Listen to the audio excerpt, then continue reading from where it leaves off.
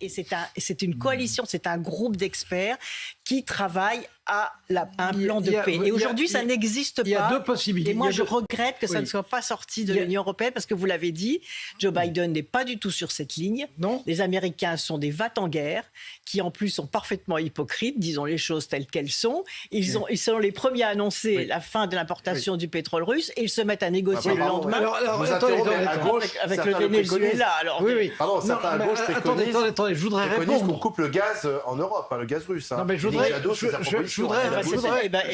répondre. Si on coupe le gaz et le pétrole russe, est-ce que ça arrête la guerre? Non, ça fait une surenchère supplémentaire. Est-ce que ça gêne les Russes? Non.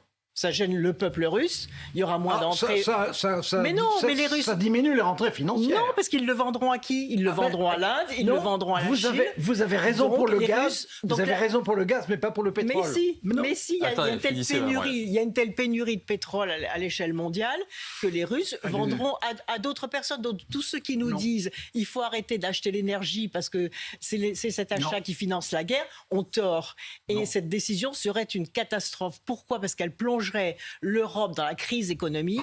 Et n'oublions jamais que la crise économique en Europe entraîne aussi la crise économique en Afrique, par exemple, chez tous les partenaires de l'Europe. Et au moment où nous parlons, il y a une crise de pénurie alimentaire. En Égypte, il y a une flambée du cours des produits alimentaires. En Tunisie. Et on sait que ça, c'est le début du malheur des peuples. On ferait davantage le malheur des peuples que le malheur des dirigeants qui, de toute façon, pour la Russie, trouveront d'autres acheteurs. Donc j'en reviens à la médiation, à l'arrêt de la guerre, parce que c'est ça qui est, à mon avis, crucial. On vilipende certains pays africains qui se sont abstenus.